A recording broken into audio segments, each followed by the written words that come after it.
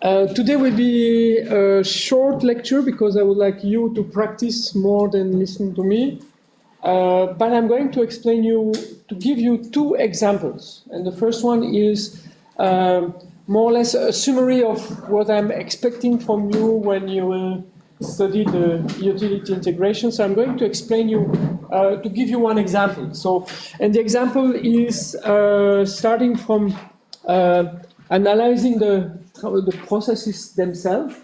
So we are going to look at the production process, then we are going to look at the energy conversion system, and as well looking at the waste management. So there will be three parts, and the example will be the brewery process that I have already shown once or two.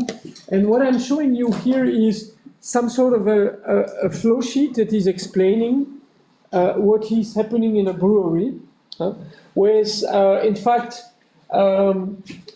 what is named the hot section, where you are going to receive the water, the malt, and the corn that you are going to pre-treat and then boil here, make an evaporation here, and then separate the solids to finally then have something which where the sugars have been extracted. And then you will go into a cold section in which that is here. That is in fact a lot of big tanks in which you are going to do fermentation. And once the fermentation is over, so it means that you have produced the alcohol and everybody is happy with this alcohol, then you have to stop the process and then you have to go to the packaging part where you are going to produce the bottles of beer that you are going to distribute on the market. Okay? But something which is important here is that you have two processing sections, and you can see that there are other sections. So, for example, the boiler section that is producing steam that is used everywhere here. There is also the refrigeration section that is maintaining the cold. In this section, this is mainly because fermentation is exothermic, so it's producing heat. And if you want to maintain the productivity of the system, you have to evacuate this heat. And this is done by refrigeration. And the bottles need to be washed. So there is also a washing section here. So the washing section is mainly for the bottles or the kegs, but it's also for washing the equipments that you have in here and here, because most of the operations are operated in a batch mode.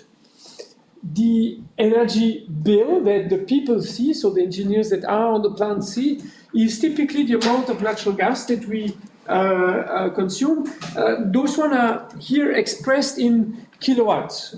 So it means that I'm transforming the amount of energy into an amount of energy per second, which is assuming that the system is operating 8,760 hours a year. This natural gas is transformed into steam that is distributed, so I have also the amount of steam that is distributed. The cooling water that is used as well, the power that is used in the refrigeration is given, and the steam that is vented is the amount that is leaving the system here, because when I'm boiling the broth that is going to be transformed into beer, I'm going to evaporate a certain amount of water there. Okay? And typically what you see is more, it's not power, so it's in reality, it's a price in terms of electricity consumed, gas consumed, and water that is consumed.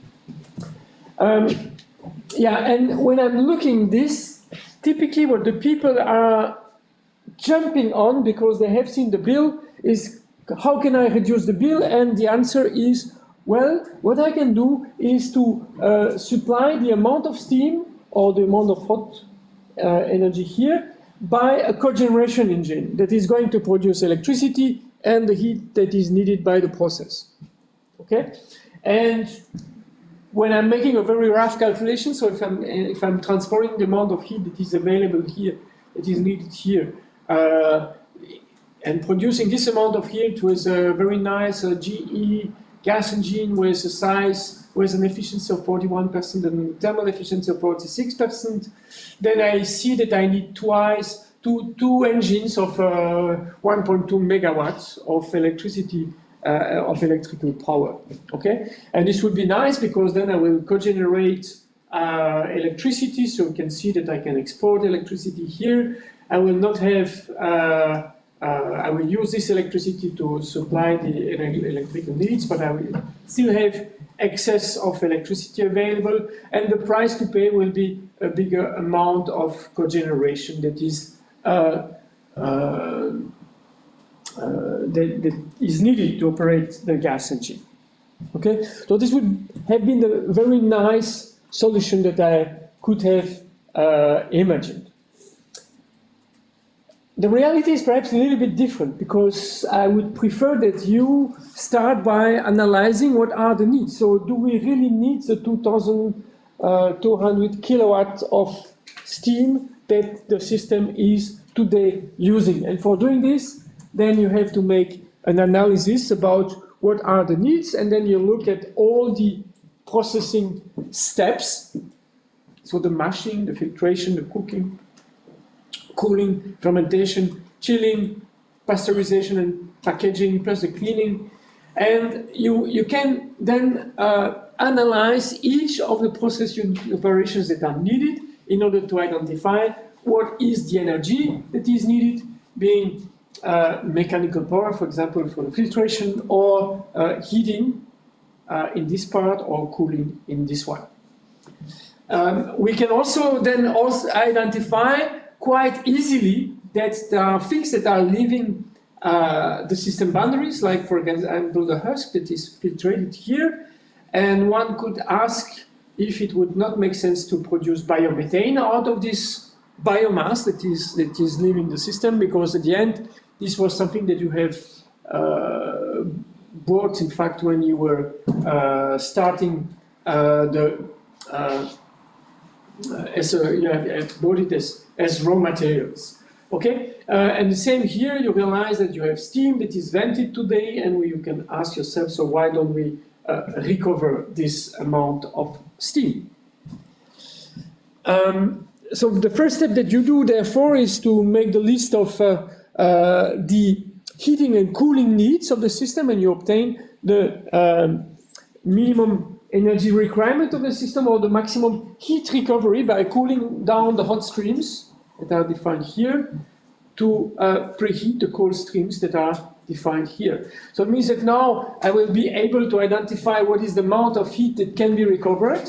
And so what we see is that at the end is that around from the 2,000 that were the 2 megawatt that was needed, only 1.3 is officially needed if I'm installing the heat exchangers that do the heat recovery. Okay, so it means that now I have a new demand that has been already reduced by around 30%. So it means that this is something which is perhaps interesting. The other thing that is also interesting is that there is no need for cooling directly. So there is a need for refrigeration, but there is no need for cooling water here. You can see that this is all below the ambient temperature, and it is mainly to evacuate the heat of fermentation, which is identified. So what I'm doing there is that I'm trying to understand what are the heat needs, the heating and cooling needs, and what I can recover. So you know how to make those calculations, and you will be able even to estimate what would be the cost of doing this heat recovery by estimating the area that is needed to realize the heat exchange that is identified here. Well, so when I have done this, then I know that the 2,000 that I had in the past are finally reduced already. So it means that my first design of the cogeneration engine is perhaps not the best one. Okay. Now I have to ask myself, so how do I satisfy the needs? So what is the temperature enthalpy profile of the 1,300 kilowatts of 1,300 kilowatt of heat to be supplied to the process? And for doing this, I'm going to plot the ground composite curve. Okay, and on the ground composite curve, I can identify important operations like the steam needed for the evaporation, the steam that can be recovered from the evaporation, so this is the amount that was vented in the past, and the need for pasteurization, for example, and then the heat that is made available by fermentation. Okay, so if I'm proposing you this kind of curve, so what would be your ideas if you see this curve? What would you propose to supply the heat to the system?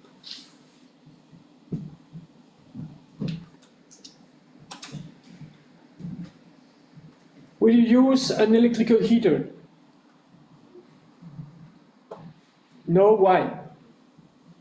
It's the worst form of supplying heat in terms of exergy. Yeah, so I would not use an electrical heater because, as you mentioned, it's a very worse way of using the electricity. And the explanation is that the temperature is in Kelvin here, so the maximum temperature is around 100 degrees C. So it means that it doesn't make sense really to spend electricity, which will be of very high value, to produce something which is at 100 degrees C. You would destroy a lot of the exergy. So what would be the next option? How is it done today?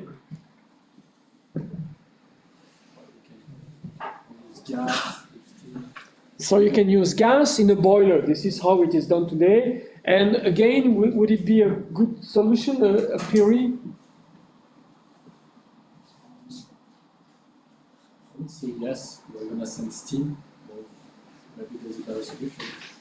So you would say yes, but you are not sure, if I will understand. And the answer for this is that you are saying, okay, it would be nice if I'm producing high pressure steam and do cogeneration. Okay, so to your opinion, what would be the pressure of the condensation after a steam turbine? Atmosphere pressure. Atmosphere pressure. Why do you say atmospheric pressure? Because this fluid has already been expanded in our turbine. Yeah, but why do you choose atmospheric pressure as the best pressure for the outlet of the turbine?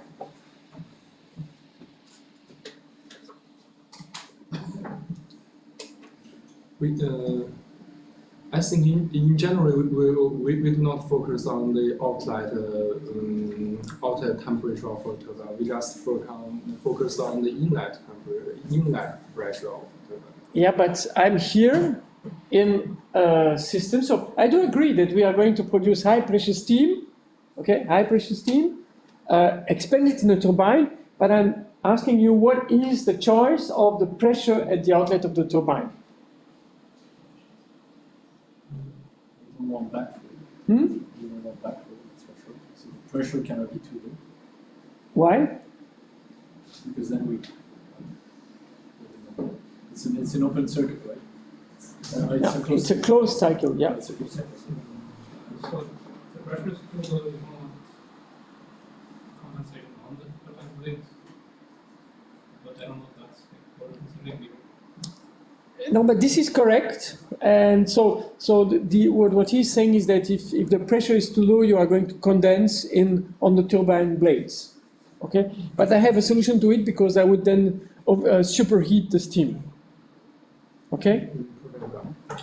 I think we can supply heat to this system at a temperature which is below 100 degrees. It means we can condense our steam or water steam below 100 degrees. We need to rise this. This pressure. Where do you read that you can condense or supply heat at a lower temperature? Because we can supply heat at 340. Okay, so that's the correct analysis. So what we have to see is that in fact the amount of heat that is needed can be divided into two parts. One that is from here to here at high temperature, and the second one here at the lower temperature. Which means that I would condense a little bit above atmospheric pressure. So atmospheric pressure would be 373 degrees degree K. Okay, so 100 degrees C. And here I need a little bit more. Okay, so it means that I would perhaps end up with a steam turbine at 2 bar, for example, for one part, and another one here at a lower pressure, just above 340, which would then mean that I would be below the atmospheric pressure. Okay, but this would allow me to produce more because I would have a bigger expansion ratio. And what is important in the mechanical power, it's proportional to the pressure ratio. Okay, so the bigger the pressure ratio, the better it is for the mechanical power production, right? But you have to be sure that there will be someone who is going to use your heat. So it means that you cannot go here, or for a very small amount you can go. Okay, but a priori, so it could be one option of using steam. At lower pressure with a steam turbine. Another option,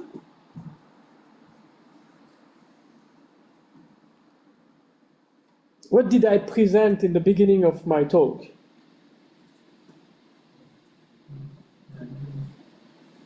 The washing section? No, the washing section is there. So, but it's not used for producing heat to the system, huh? Okay, to supply heat to the system. So what would be the other options? Boiler, hot section.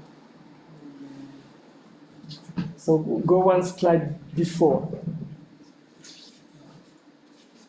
We use like a heat engine. Huh? We use an engine. An engine? Yeah. So what you can do is to install cogeneration. Okay?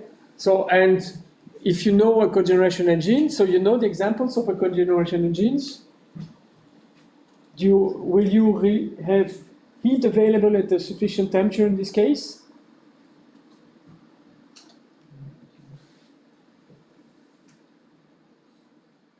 Do you know where we recover heat on an internal combustion engine? Cooling system. You have the cooling system of the engine. And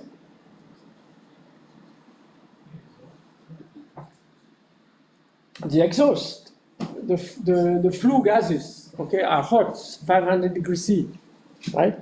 And the cooling system is at 80, 90 degrees C. So a priori, so what we could do is to use the high temperature here for from the exhaust of the engine and the low temperature here for cooling down the cooling system loop of the engine. Okay, 340 K means 50 degrees C, so it's below the 80, 90 degrees C of the engine. So I could use an engine. So what did you learn as an alternative technology to feed a process like this one? If I'm not doing cogeneration, if I'm not doing combustion, so what would be the alternative? Heat exchanger. Heat exchanger. Yeah, the heat exchangers will be there to do the heat recovery. So it means that in this curve, the heat recovery is already included. So I have already done the heat recovery. Okay, so it's the one that is resulting from this situation here. Okay, so it means that the curve that I have here is a curve that has already the heat recovery included. So I'm looking at the way to supply the heat to the process when the heat recovery is done. Okay? Heat pump? Yeah, so the next question is the heat pump. So do you think that we have an opportunity of using a heat pump in this case?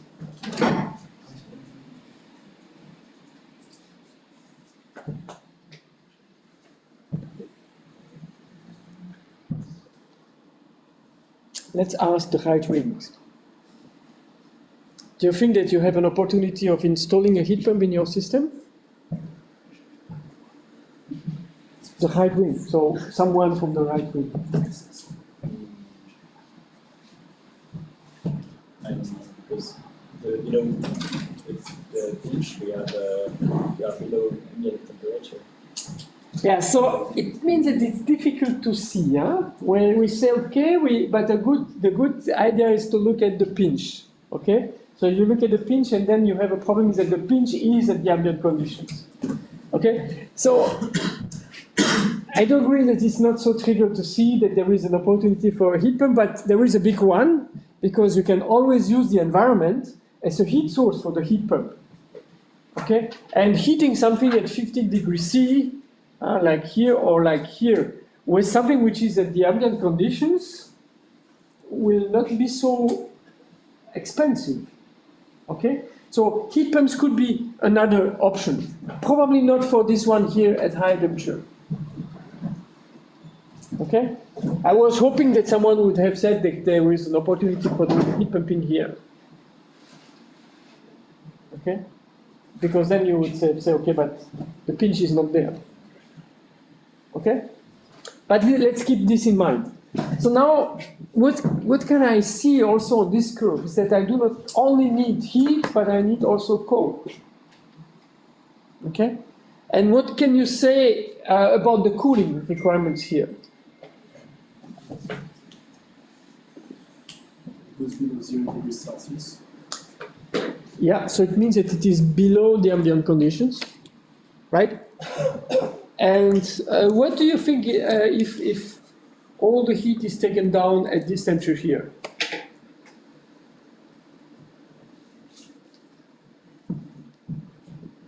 Would it be a good idea to have a single refrigeration cycle when you see this curve?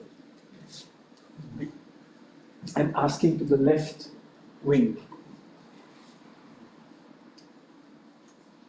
So let's assume that today the people are using a refrigeration cycle that is evacuating the heat at 260 here, okay, right? And the overall amount. So what would you then recommend? Yeah?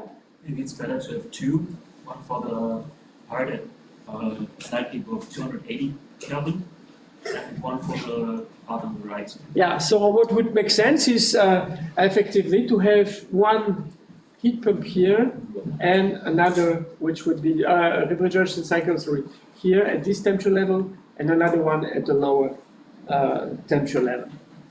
I fully agree. So if we then summarize this, okay, cogeneration with the engine is possible. We have to check the temperature. It is not needed to refrigerate at the lowest temperature, and multiple levels have to be imagined. The heat pumping is not so evident, but something which could be done is to use the heat from below the ambience, so this one that needs to be evacuated to the environment to heat the system. Okay, so instead of sending the heat directly to the environments, we could use the heat to heat process streams. Okay? And the typical mechanical vapor recompression is a priori not really interesting. Okay? So when we have those options, then what we can do is to characterize the heating and cooling utility. Okay? So for example, we go on the internet and we find the specification of a gas engine of this one, so it's a GE1 with the characteristics of the nominal power, the mechanical efficiency, the thermal efficiency, the temperatures for the gas, the temperatures for the water, and therefore the amount of heat available, the amount of heat available for the cooling, and how much it will cost to operate because I'm buying natural gas. Okay, so those would be information that you can collect on the internet and that characterize the technology, right? In addition, when I have to look at the refrigeration, so I can do a single level evaporation with the -8 to 30, but also a two-level evaporation. Something which is perhaps important here is that for calculating the operating conditions, I need to have models. Okay, so it means that I have selected one type of refrigerant. In this case, is ammonia. I have decided under which pressure the evaporations and condensations do occur, and I have modeled the cycle. So I've done thermodynamic calculations to know what is the heat load of the evaporation here, what is the power of the compressor, what is going to happen here in the flash drum here, what is the amount that can be then recovered in the medium pressure level, and what is the amount of the compressor that is used there. Okay, and I will have even a temperature enthalpy diagram of what is happening on the other side of the on the condenser. So, and this means that I would have to calculate the temperatures and pressure conditions inside the system and the mass and the energy balances. Okay, so for this I have used a simulation model that was really characterizing the different elements in the system. Still, I do not know the flows, and for doing this, then I'm going to use the model that I have shown you last week, which is the mixed integer linear programming formulation of the heat cascade, in which I'm going to look at not only the heat recovery and the energy and the electricity balance, but I'm also going to look at finding the flows in the system in such a way that I will minimize the cost of supplying the energy to the system. So if I'm just proposing steam and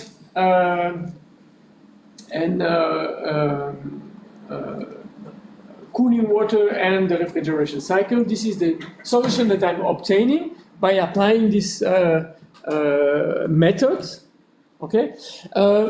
Which is going to tell me that the total fuel consumption can be effectively reduced by 33% because I need to spend the energy for producing the steam, and I will reduce the amount of mechanical power that I need because I'm using two levels here. Something which the system has seen is that there was an opportunity of recovering the heat here, which explains why there are two different levels that are used here.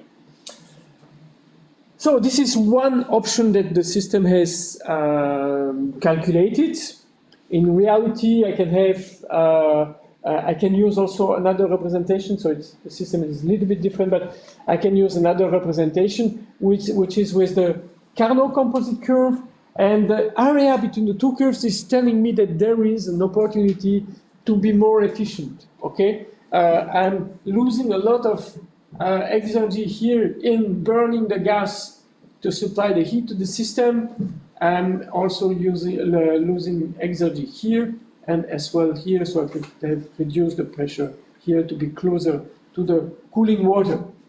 Okay, so what I can see from this curve is that as the area between the two curves is high, there are opportunities to do the job in a better way. And the way to do it is, for example, integrating the gas engine. So if I'm integrating the gas engine, you can see that I have reduced the area. Here the area is much smaller, okay? And I can identify the flue gases of the engine and the engine cooling. I still recover the heat from the refrigeration cycle to preheat the water there.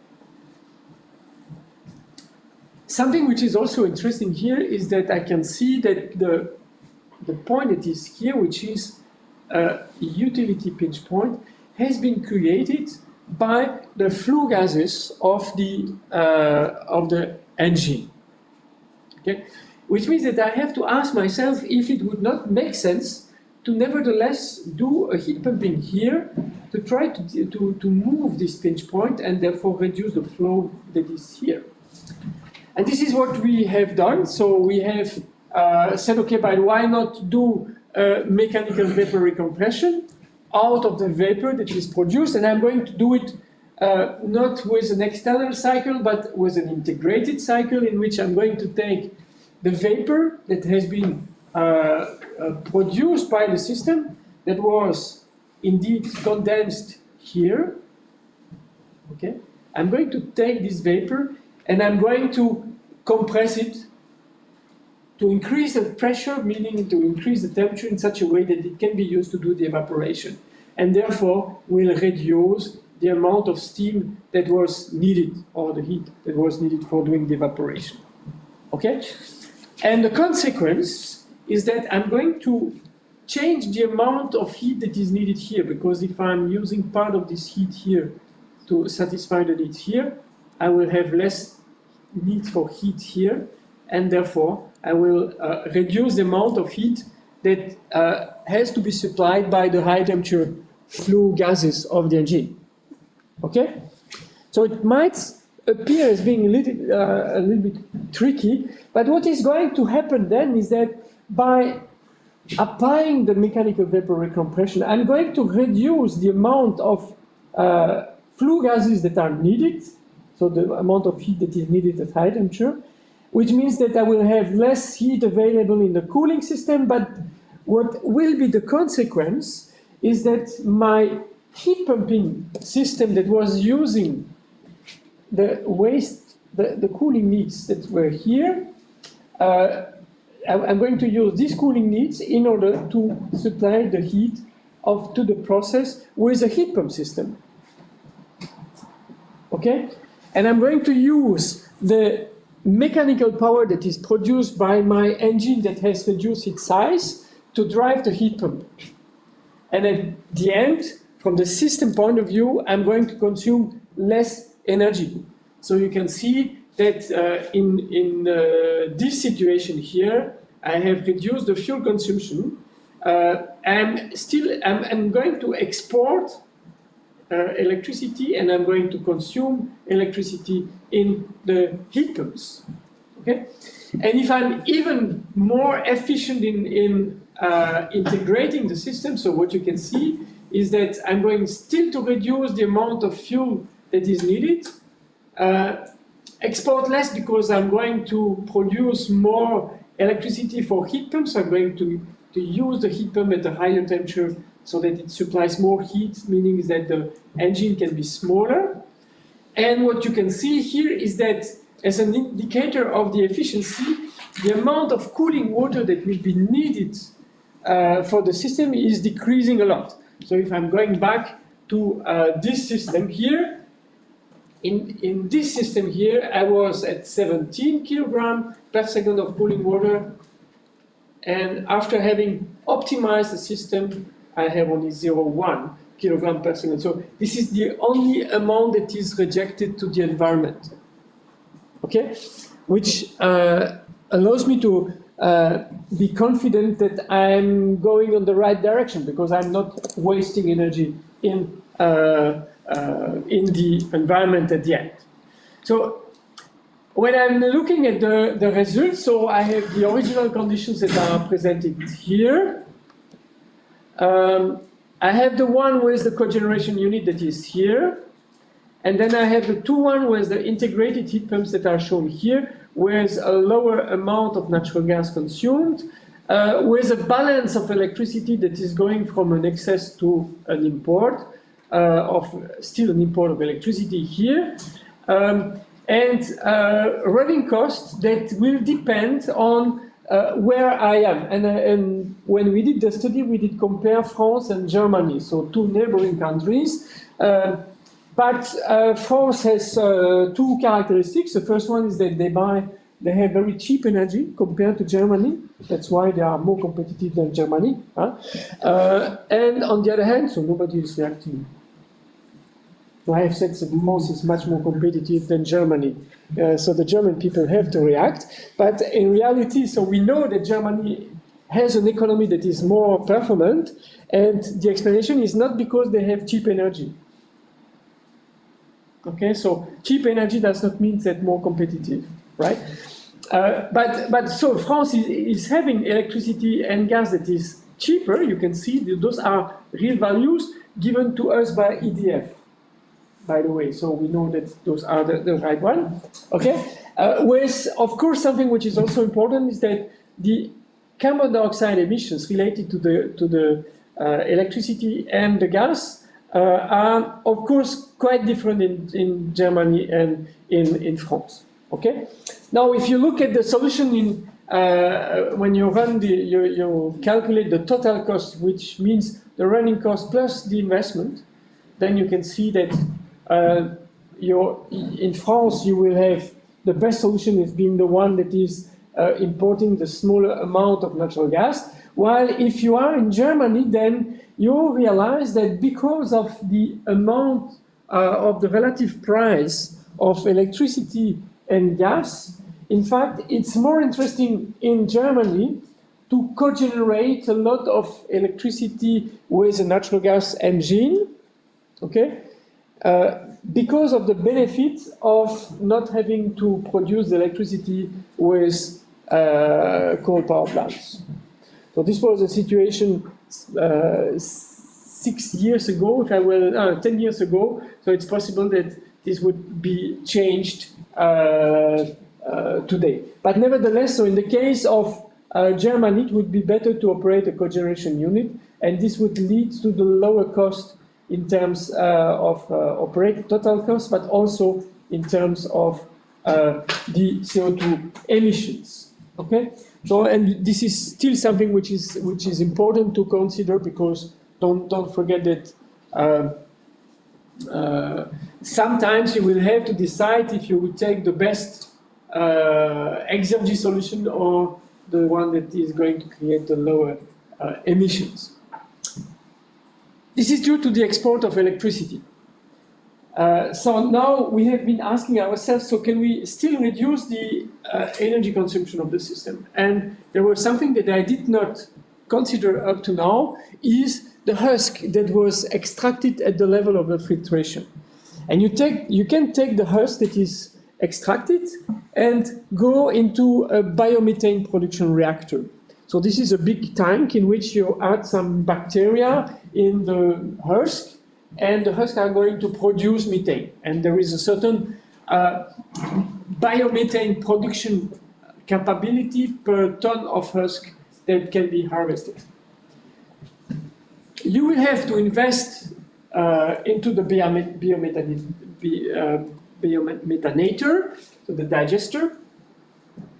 You will have to spend some additional amount of electricity because you have to pump, you have to mix the system, and there will be a need for heat because you have to maintain the heat at 35 degrees C to allow the bacteria to produce the methane.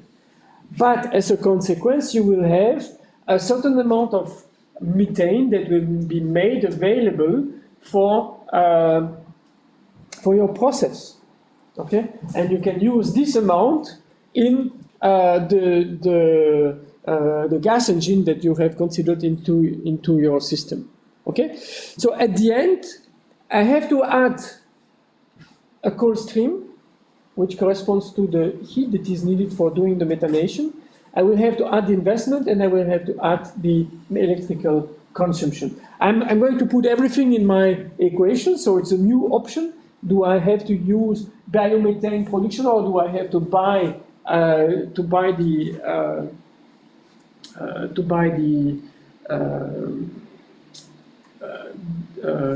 methane on the grid?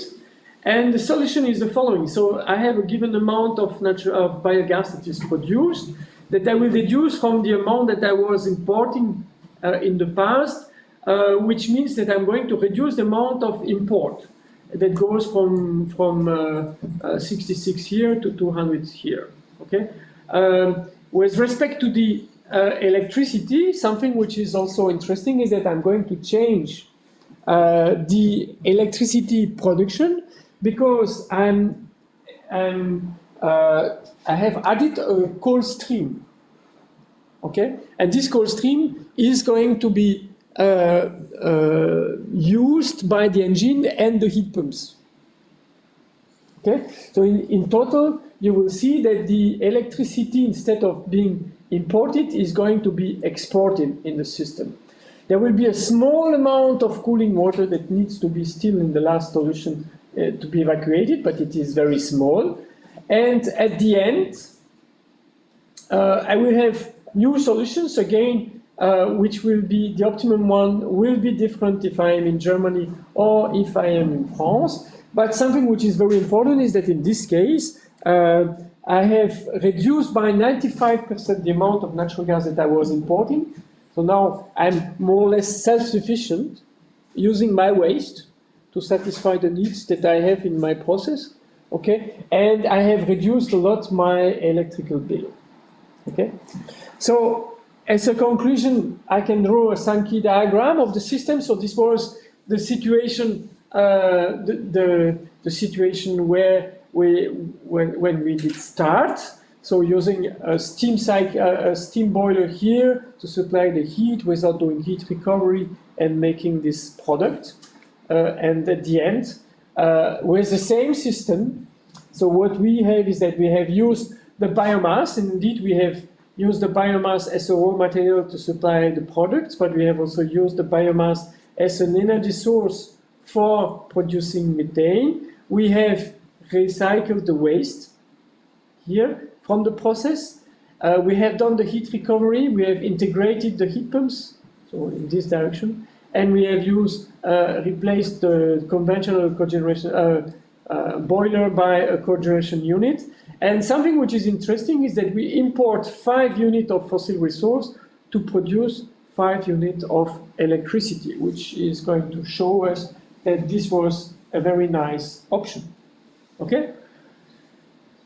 And something which is really important is that instead of having to buy 2 units of 1.2 megawatt of cogeneration units, I just have to buy 1 of 500 kilowatts. Okay? So it means that from the investment point of view, I have taken a completely different decision. And what was important is to take the decision now, because as soon as you have bought the 2 units of 1.2 megawatts, you have to operate it. So no interest anymore in doing energy savings, right? Okay? So the summary is that you have to analyze the system requirements, you have to do the identify the heat recovery, you have to integrate the energy conversion system, look at the complete integration, so the synergies between cogeneration unit and heat pumping, identifying what is the best in combinations and the best operating conditions for the heat pumping system, which means that you need optimization tools that allows you to know what are the relative flows in each of the different units, to finally identify what are the best solutions in a thermo-economical way, so investment versus energy cost, okay? And then be convinced that the solution that you propose is the best one at the end. So this would be my conclusion, okay? From this, the story that I have told you now is exactly what you have to do in your exercise. You will have to evaluate the integration of heat pumping system. You will have to evaluate the integration of cogeneration units together with the heat recovery in your process. And you have seen that the curves are really similar to the one that you have already calculated. Okay, so just take the message that I have given to you now, combine heat pumping and cogeneration, and recover the heat as well from the refrigeration to supply the needs for the process. Okay, do you have questions?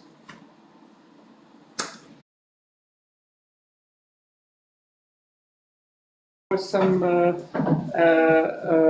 are some projects that are proposed, and especially that INEOS is looking for candidates, so do not hesitate. There is the project description is on our website, psc.tpfl.ch, and they really want to, they are looking for candidates for doing energy audits in industrial processes, meaning mainly what you have learned here. So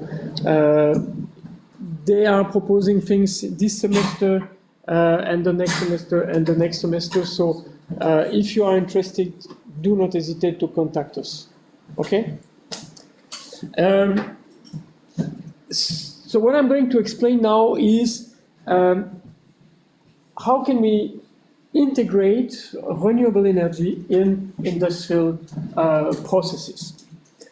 So what does it mean? It means that when we have an industrial process, the one that we know perfectly well, with raw materials that are transformed into products. We know that we have to supply the heat to the system, and heat pumps or boilers can be a solution. But as soon as we have to look at the integration of renewable energy sources, we are facing a problem of having sources that are intermittent. So it means that the sun is not shining every hour of the day and the same way in the summer and in the winter. Okay? And this is disturbing for the process because the process would like to be operated in constant way, or at least it would like to follow the market demands. Okay? So it means that you produce more chocolate in Easter, but it is driven by the market and not by the availability of the sun. Okay? So there is, in addition to the fact that this process needs to be very efficient, you need to have something which is going to make a coordination between the solar production, its conversion into either heat or electricity, and due to the fact that you need to make a coordination, you need to define what are the storage equipments that you will need. So do you have to store electricity in a battery so that at the end the electricity during the day will be used during the night? Will you need storage tanks that are going to store this heat in very big tanks so that it can be used later on? Okay? And so the idea is, how do we design such kind of system? So of course the first thing we do is that we are going to analyze what is needed, and you will recognize the problem that you are solving today. Okay? You are going to then make the calculation of a composite curve with the heat requirements and the cooling requirements and the temperature enthalpy profile that corresponds to the demand.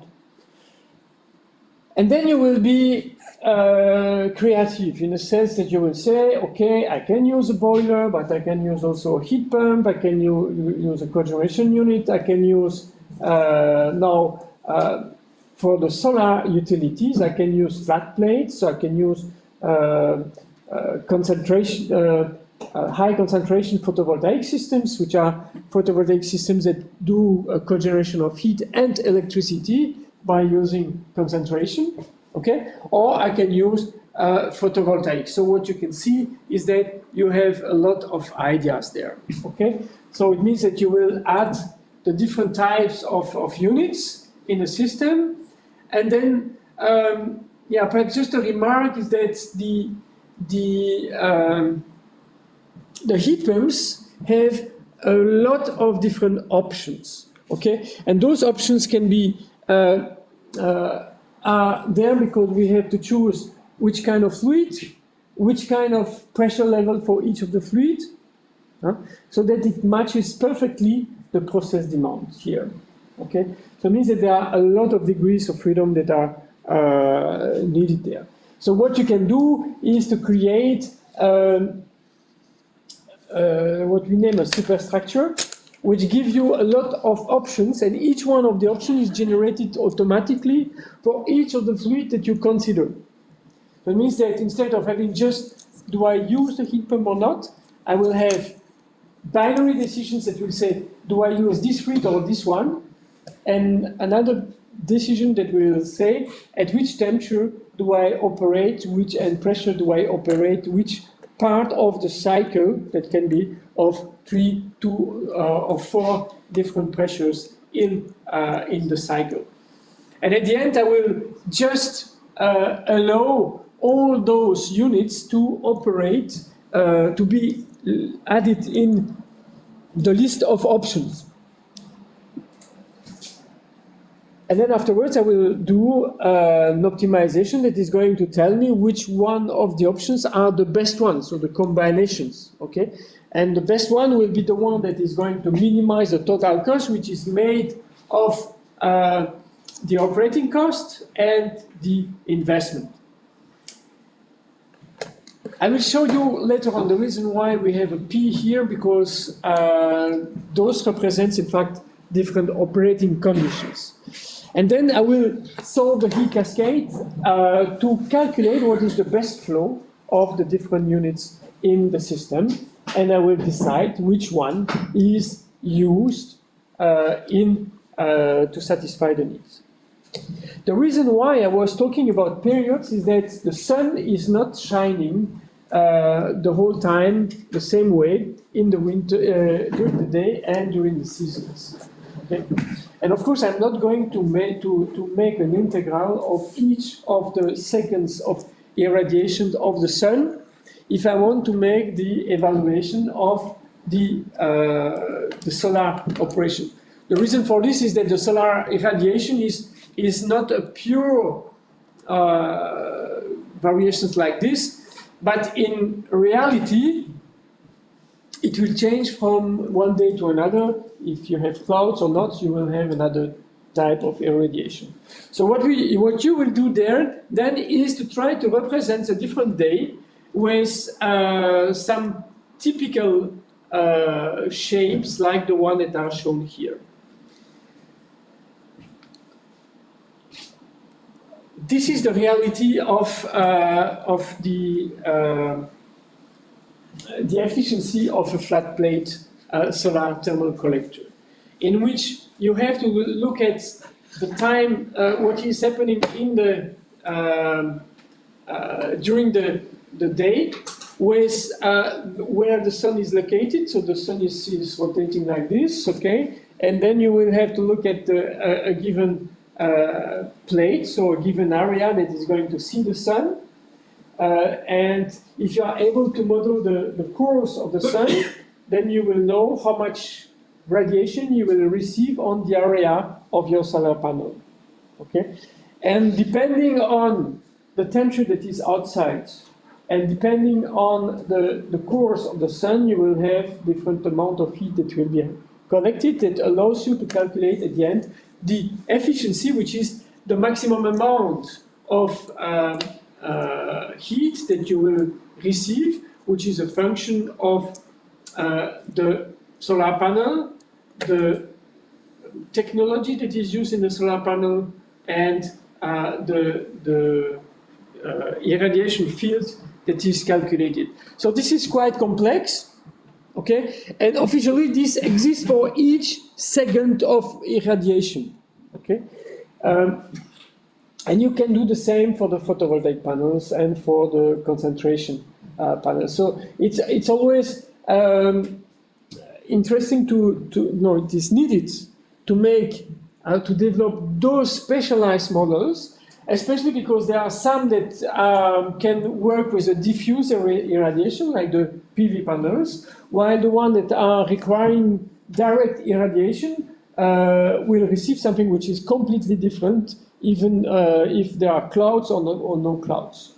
Okay, so it's important to have this kind of models that are available. And of course, for each of those technologies, you will have not only to know what are the performances, so the amount of electricity and heat that you are able to produce, but also how much it will cost per square meter of area that is installed.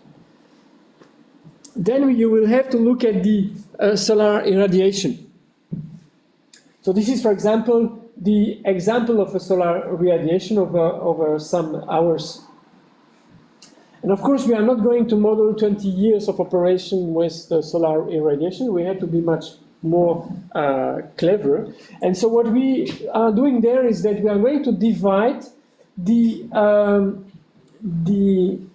solar irradiation and the outside temperature by a list of states that can be observed with a certain probability.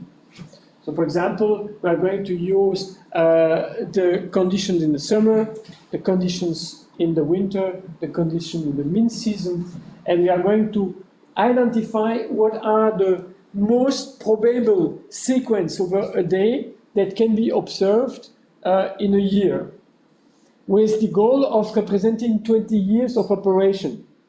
Okay? And at the end, we will generate a list of typical days, which will have shapes like this, okay? each one being appearing at a certain time with a certain probability. So for example, I will have 130 times this shape, 45 times this shape that represents a cloudy day, etc. So that I will be able to represent at the end the whole year of operation. What we have done by doing this is we have realized that the typical year can be represented by 8 typical days plus 2 extreme conditions that are representing either a day that is without clouds, because without sun, because this would be a day that the system has to have a boiler that is big enough to continue to produce, as well as a very extreme day in production, so that which is the typical conditions under which the, for example, not the typical, the extreme conditions with the high solar production. Okay, so it means that at the end we will be able then to have for each of those days the irradiation, the temperature outside, the orientations of the panel with respect to the irradiation, and even the wind flow, which will allow us to calculate the efficiency of those solar utilities, being the flat plate, the concentrated solar irradiations, and the photovoltaic panels. And now I will have the performance of those units in every hour of the typical days that I have selected. Okay, so it means that I'm going to have not only one case for the process, but 240 different states to be satisfied by the system.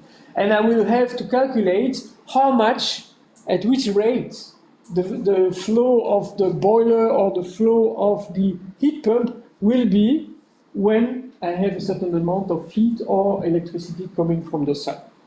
Okay, that means the problem becomes a little bit more complicated, but by using the mixed integer linear programming problem, it's not so difficult to calculate what is the flow. Here is the level of utilization in each of the periods. So it means that when for each of the hour of the 8 or 10 typical days, the system will be operated, and to which I will have to add the investment that needs to be done. So in order to make the link between the investment and the operating conditions that are going to change over the different periods, I will have to add those equations here that are going to say that the size of a unit is always higher than all the level of usage of the unit over all the periods. So I have to add in each of the period, and for each of the utility streams W that I have proposed, an equation like this that is going to tell me what is the maximum size that is used for calculating the investment here. And I will be sure that the level of usage of the technology, U here, that is appearing here and here, will always be lower than the maximum size. So it makes the link between the investment and the operating level in each of the periods under which I'm going to operate the system. So in our case, P is 240. So it means that I have to write 240 times this equation, 240 times those equations, and 240 times those equations here. And I'm also using something which is important, is making the link with the solar units. Where something which is perhaps important with the solar is that there is always the possibility of not using the amount of heat or the amount of electricity that is produced. So it means that I'm just limiting imposing, sorry, by adding here a constraint, I'm imposing that I have to use the amount of energy that is supplied. Now if I'm solving the problem, so I'm taking now the process and the energy system, so what I will show is that first I can save a lot of energy by improving the heat integration. So I'm going to do the heat recovery first, and then afterwards adding heat pumps. And with advanced heat pumping system integration, I can already reduce a lot the amount of energy that is needed. The second dimension is the integration of the solar heat. And now what you can see is that I will have present different conditions. So first, this is the situation when I'm having my process that is operated in July at noon. So it's a very sunny day, and you can see that you have a lot of sun that can be used in the process. But of course, I have to be smart, because if now I'm looking at what is happening in January, well, in January I do not have a lot of sun, which means that I need to use a boiler, which is what is shown here, in order to satisfy the needs. And I have to make the integral over the whole year in order to understand what is the best situation to be considered. Another dimension is that the process can be used with some variations, and the sun is going to shine with some variations, which means that I will have also to look at the possibility of either restructuring the operation here so that I'm in phase with the sun, or to store energy. Store energy means that I'm going to, if I have to store, I'm going to add a cold stream that is going to take some heat out of the system at a certain time of the day, and that is going to store it in a storage tank that will be then reused and another time step to and will be considered as a hot stream that is going to supply the heat to the heat cascade. So now I'm not going only to have different periods, but I will have to consider the sequence between the period, in the sense that I will have to know what is happening at noon. Do I feed my storage tank at noon? And what is happening at 6 o'clock? Do I empty my storage tank at 6 o'clock? And from how much? And in which way? At which temperature? And of course, if I'm filling my tank, I'm going to increase the temperature. And if I'm I'm emptying my tank, I'm going to reduce the temperature. So the way it is done is by saying that the tank has, in fact, a discretized temperature level. If I'm loading the tank, I will have a cold stream that is going to go from this level to this one. If I'm emptying the tank, I will have a hot stream that will go from this level to this one. So it will allow me to have, therefore, a list of hot streams and cold streams that will appear during in each of the periods. And I have to decide at which temperature each one of the, at which flow, sorry, each one of the tanks will be used for heating or cooling purposes. So from there, I will have to write energy balances over the tanks with the link between the previous period and the next period, so that I will be able to finally optimize the system. So it means that I will have a system that will operate like this. So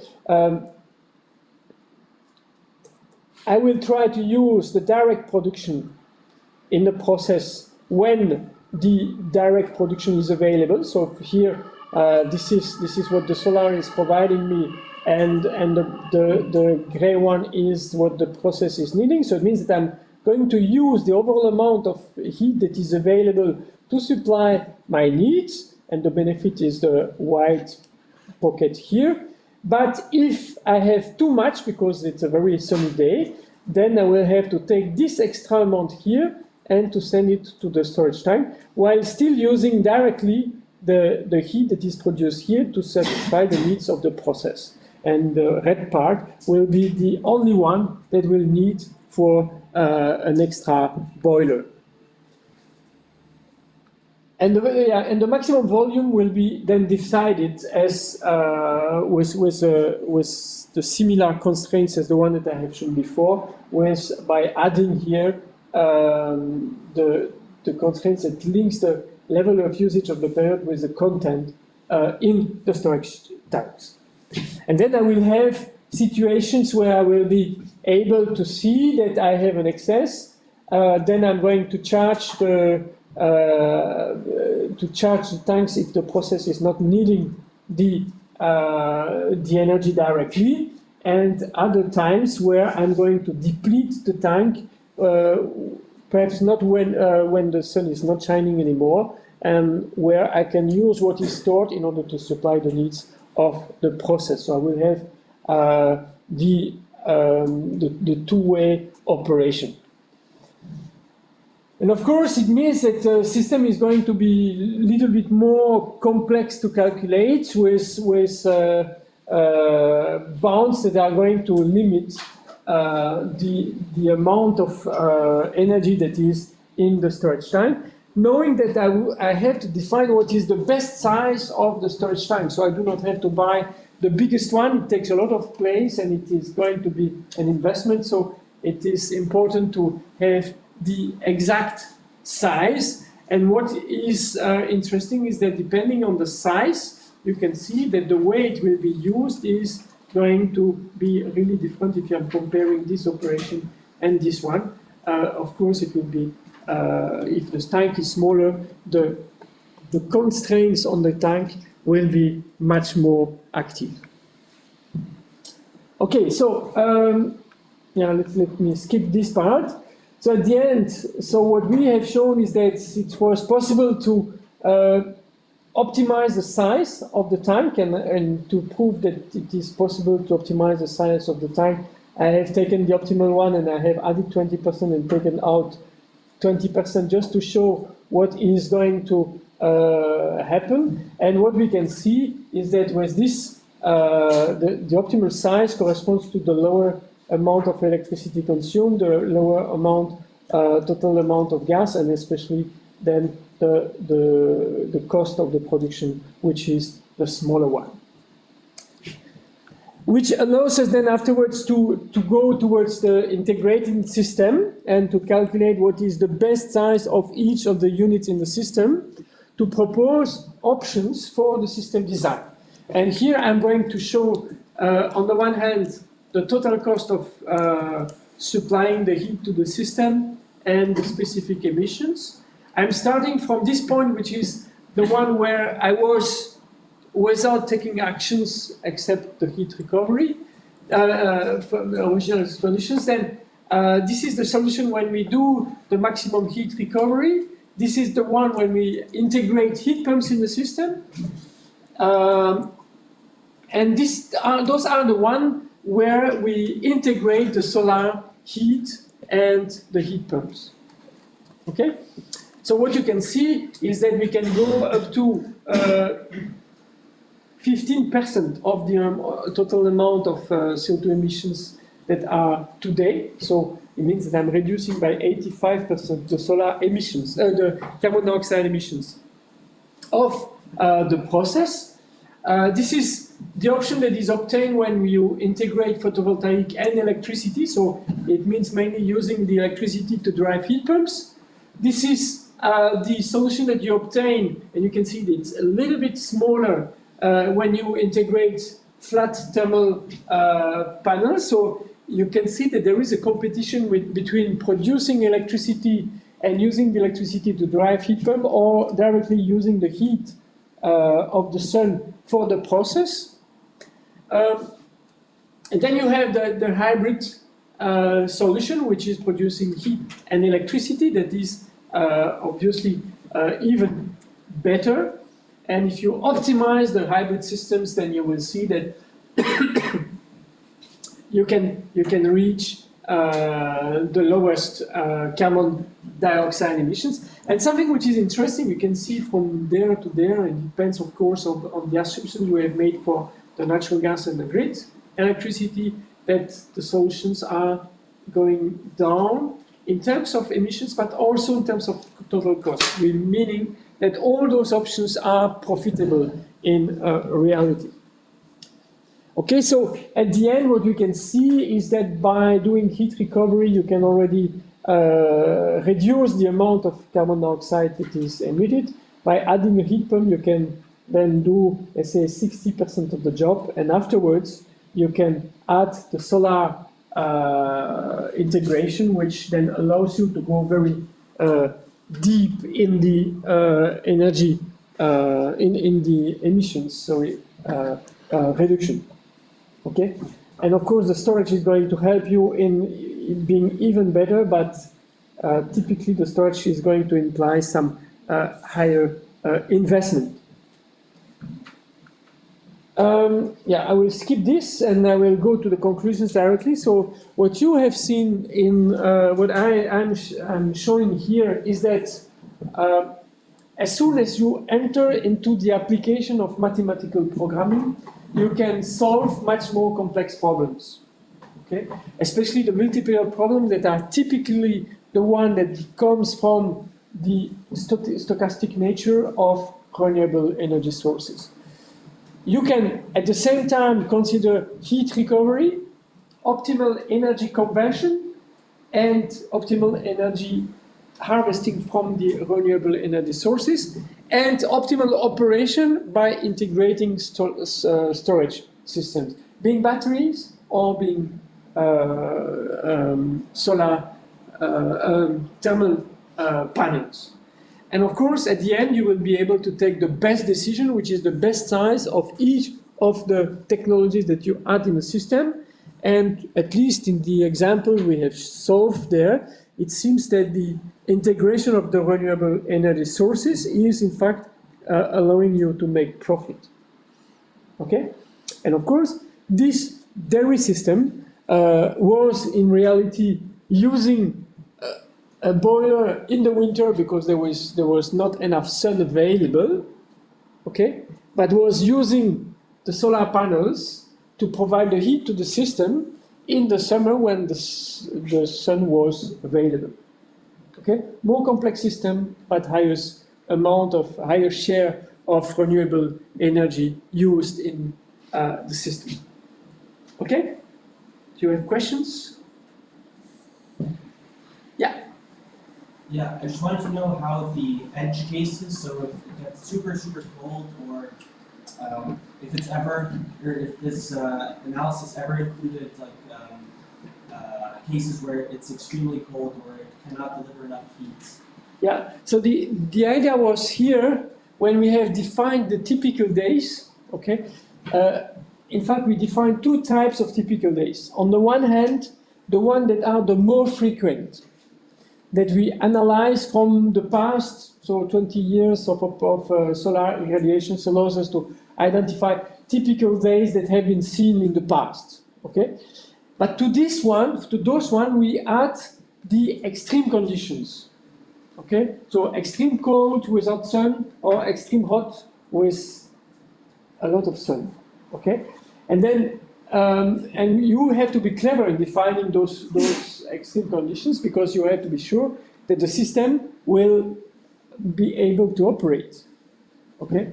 And especially in industrial processes, because you do not want to be penalized with something which is not, you do not have to close the production because the sun is not shining, right?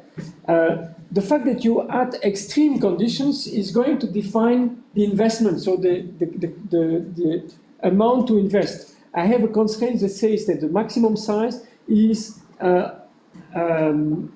always the bound of the level of usage, right? Which means that I decide what I'm investing because it is in my objective function, and I'm sure that I will pass the most frequent days plus the extreme conditions, because the extreme conditions are added there.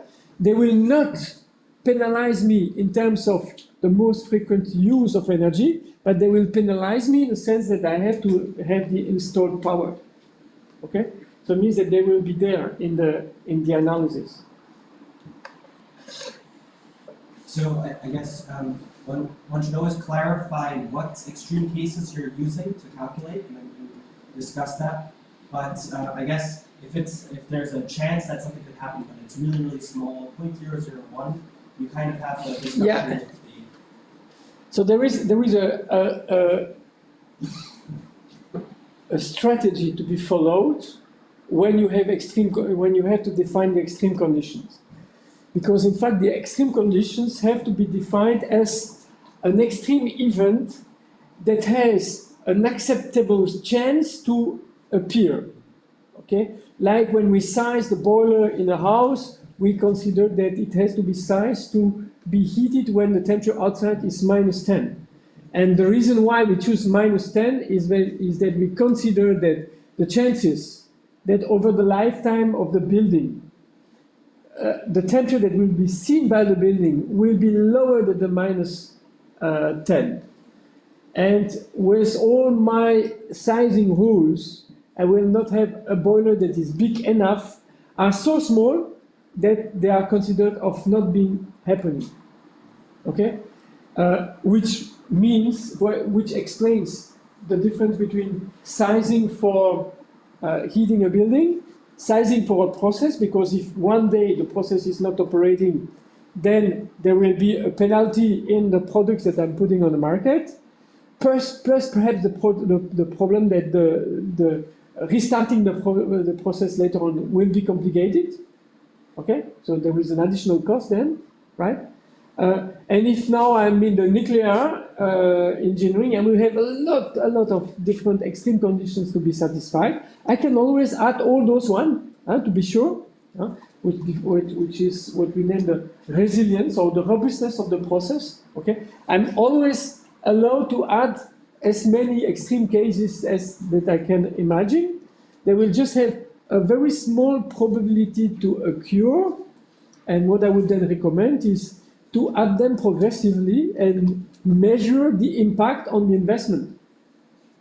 Okay?